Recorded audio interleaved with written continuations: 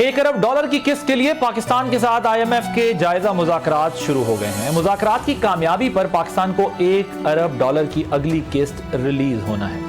कर्ज प्रोग्राम के तहत पाकिस्तान को कई शराइत का सामना है, जिनका मकसद आमदनी बढ़ाना और अखराजात में नुमायां कमी लाना है। लेकिन जायजा मिशन की आमद से कुछ दिन पहले काबीना में 25 नए अरकान को शामिल कर लिया गया है, जिसके बाद काबीना अरकान की तादाद अब 50 हो गई है। सवाल यह है कि अखराजात पर काबू पाने में हुकूमत को काबीना में तोसी की जरूरत क्यों पेश आई है?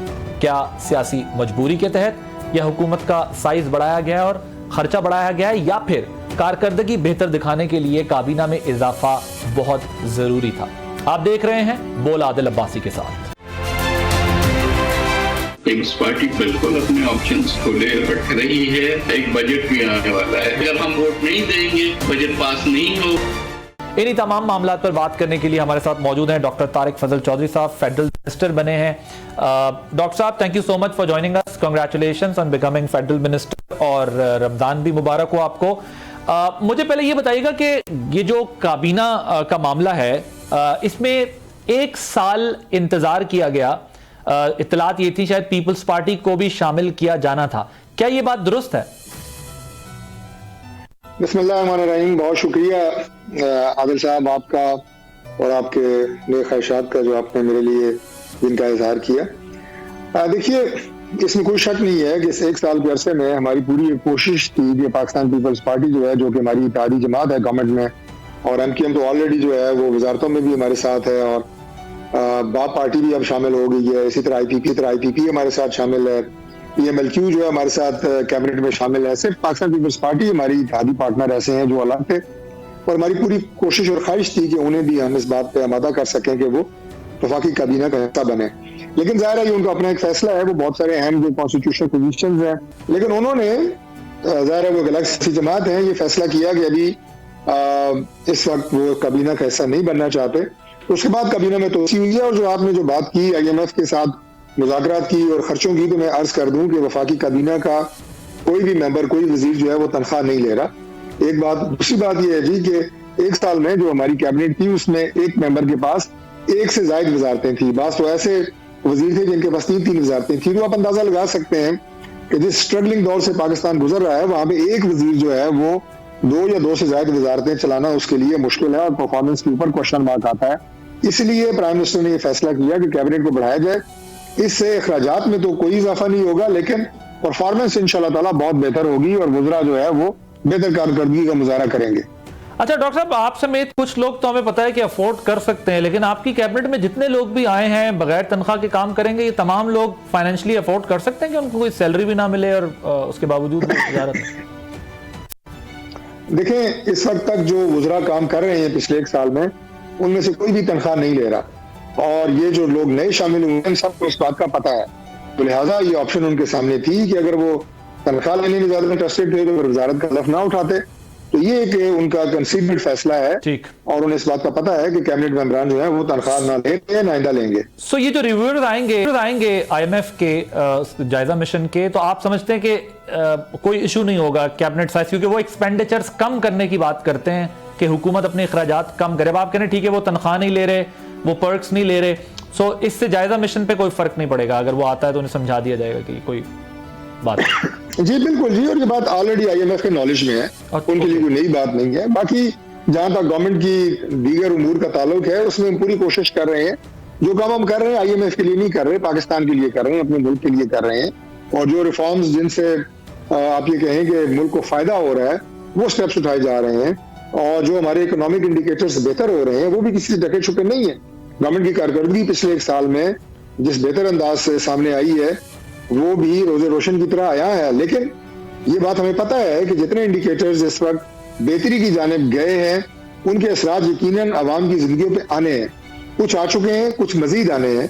उसमें थोड़ा वक्त लग सकता है कि जब आवाम को सही मानों में पता लगे कि हाँ हमारी जिंदगी जो है वो बिल्कुल टर्न अराउंड हुई है, उसी के लिए कोशिशें जारी है। उसी के लिए जो कैबिनेट जो है उसमें तोसी हुई है। और प्राइम मिनिस्टर साहब ने एक और बात मैं आपको अर्ज कर दूं कि ये जो कैबिनेट है, इसे परफॉर्मेंस बेस्ड कैबिनेट का नाम दिया है कि वही वजीर रहेगा, उसी वजीर को तरक्की मिलेगी जो अपने टारगेट्स को अचीव करेगा, जो डिलीवर करेगा, वरना उसकी जगह नए लोगों को लेके आया जाएगा। तो ये बड़ा एक मैं कहूंगा कि कॉर्पोरेट विजन है प्राइम मिनिस्टर साहब का, Okay. जिससे इंशाल्लाह कैबिनेट चलेगी और जिससे मुल्क चलेगा इंशाल्लाह। तो डॉक्टर साहब जो पिछले 1 साल की कारकर्दगी में जो वजीर कुछ परफॉर्म नहीं कर सके, वो भी घर वापस जा सकते हैं?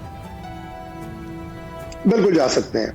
जो मैंने प्राइम मिनिस्टर को विजन और सोच बताई है, परफॉर्मेंस बेस्ड कैबिनेट, इसमें जो इस 1 साल के दौरान वुज़रा कारकर्दगी जिनकी 1 साल की सामने रखी जाएगी और प्राइम मिनिस्टर उसके ऊपर फैसला करेंगे। कोई है 4-5 लोग उनमें जो भी बिल्कुल? देखिए, मैं नंबर आपके सामने नहीं रख सकता, कुछ मालूमात तो वजारतें रखने, फिर मुझे बता दें नंबर, अगर नंबर नहीं बता सकते वजारतें बता दें मुझे। नहीं करना है नहीं, मेरा इससे मजीद जो है मालूमात मैं आपको नहीं दे सकता। ता वक्त ये कि प्राइम मिनिस्टर इसके ऊपर अपना डिसीजन जो है उसका ऐलान करें। चले मुझे कौन सी ऐसी वजारतें हैं हाँ या ना तो शफल किया जाएगा, चले मैं कहता हूं तब्दीली की जाएगी। तफसीलात ना दें, मुझे ये बताएं, हाँ ना कह दें। 4-5 वजीर तो जा सकते हैं ना, हाँ ना तो कह सकते हैं ना?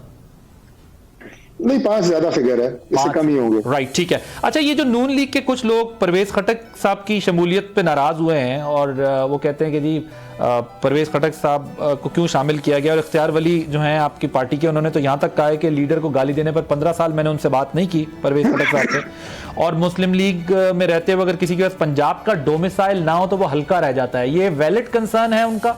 आपकी पार्टी के केपी में बड़े एक्टिव और अहम रुकन इख्तियार वली साहब। देखिए, उनका वैलिड कंसर्न मैं नहीं समझता कि है। इसकी वजह यह है कि पार्टी ने चारों सूबों के अंदर सियासत भी करनी है, चारों सूबों में पार्टी ने अपने आप को मजबूत भी करना है।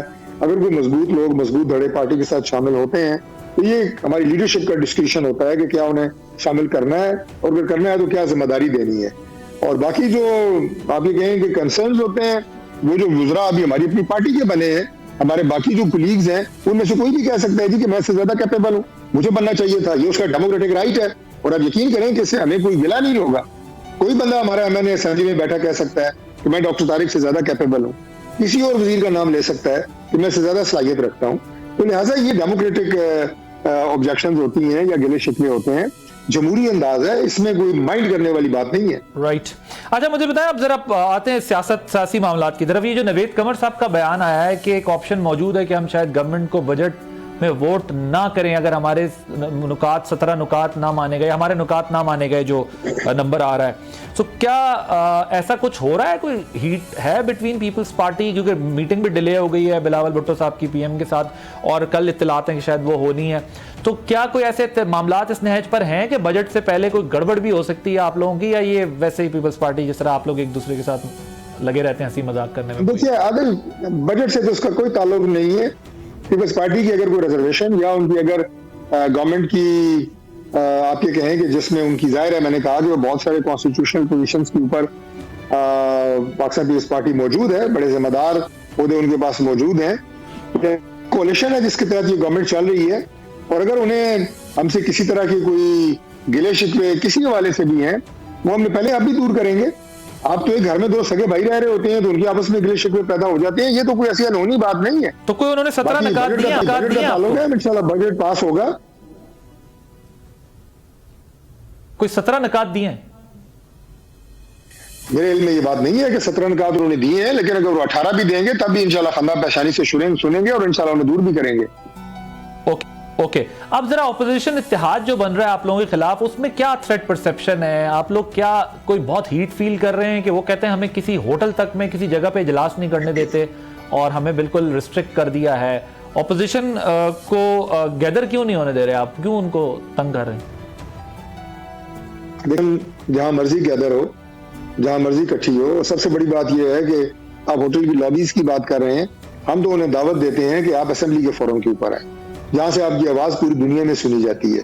जितने भी पार्लिमानी जमहूरी ममालिक हैं पूरी दुनिया में, उनमें सबसे स्ट्रॉन्ग फोरम जो है वो पार्लियामेंट का forum, floor of the house समझा जाता है। असेंबली जाली है, वो असेंबली को जाली समझ रहे हैं, 47 फॉर्म की असेंबली समझते हैं, इस वजह से वो कहते हैं हम वहां नहीं बैठना चाहते। नहीं तो फिर नहीं बैठना चाहते तो वहां से अपना बोरिया बिस्तरा उठाएं और निकल जाएं, जैसे इससे पहले इमरान खान साहब निकले थे। या तो वो तरीकाकार करें। असेंबली में वो झाल उड़ाने के लिए आते हैं, असेंबली में पर्चियां फाड़ने के लिए आते हैं, या ढोल बजाने और सीटियां बजाने के लिए आते हैं। क्या ये फोरम इसलिए रह गया है? बाकी इलेक्शन में जो उन्होंने धांधली के इल्जाम 2024 पे लगाए हैं, इससे ज्यादा संगीन इल्जाम 2018 के इलेक्शन के ऊपर मौजूद है। ये कौन सी ऐसी नई बात है जो उन्होंने कर दी है? फोरम सबसे स्ट्रांग आज भी पार्लियामेंट का है। अगर वो कमजोर होगा या हो रहा है तो सियासी जमातों की वजह से हो रहा है। इसमें सबसे बड़ा किरदार जो है वो पाकिस्तान तहरीक इंसाफ का है। हम खुद उसे कमजोर कर रहे हैं। और जब आप गिला करते हैं कि हमारे पास ना पॉलिटिकल स्पेस जो है वो कम हो रही है, आपकी वजह से कम हो रही है, आपकी हरकतों की वजह से कम हो रही है। पाकिस्तान में जमहूरी पार्टियों ने, सियासी जमातों ने पार्लियामेंट को मजबूत करना है, पॉलिटिकल स्पेस को यूटिलाइज करना है, इस मुल्क की किस्मत के फैसले करने हैं। अपोजिशन का काम है कि गवर्नमेंट को फैसला करती है तो बताएं कि इसमें ये गलती है, इसमें इस्लाह की गुंजाइश है। मैं आपको बिल्कुल यकीन से कहता हूं कि हम सुनेंगे। तो डॉक्टर साहब, अगर वो असेंबलियों से इस्तीफे के ऑप्शन पे भी गौर कर रहे हैं, बात होनी चाहिए।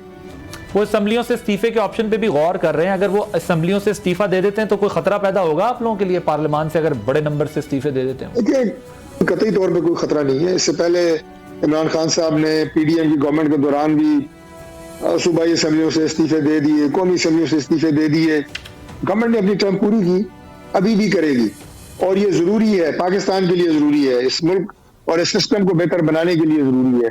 क्या ये मुल्क जो है ये सिर्फ तजर्बागाह के हैसियत से बना है कि हम रोज रोज इस पे नित नए तजर्बे करते रहे और इन जैसे जो खिलंडरे सियासी लोग हैं उनकी नाक बदअंदेशी की भीड़ ये मुल्क चढ़ जाए, ये सिस्टम चढ़ जाए?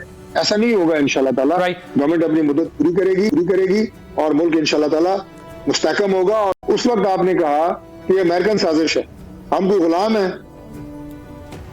Absolutely not. आज उनसे आप मदद मांग रहे हैं, आज आप उनके गुलाम बनने जा रहे हैं, उनसे आप दरखास्त कर रहे हैं कि आज आप आए, मुझे पहले कैद से निजात दिलाएं, उसके बाद जब मैं कैद से निजात हासिल कर लूंगा अमरीकी मदद के बाद, तो फिर मैं अपनी कौम को अमरीकी गुलामी से निजात दिलाऊंगा। यार, इस कौम को आपने बेवकूफ समझा हुआ है। इसलिए मैंने कहा कि इंतहाई ये शर्मी की बात है जो उस वक्त पाकिस्तान तहरीक इंसाफ और उनकी क़यादत सियासत कर रही है। इसकी कोई ना कोई मंतक है, ना कोई दलील है, ना अखलाकी हवाले से, ना सियासी हवाले से। कल तक आप अमेरिका को गालियां देते रहे हैं, अमेरिका की साजिश का ढिंढोरा आपने इतना पीटा है कि हमारे लोगों ने गाड़ियों के पीछे लिखना शुरू कर दिया था, हम कोई गुलाम है? ओके, सब्सक्राइब करें और बेल दबाएं ताकि कोई खबर रह न जाए।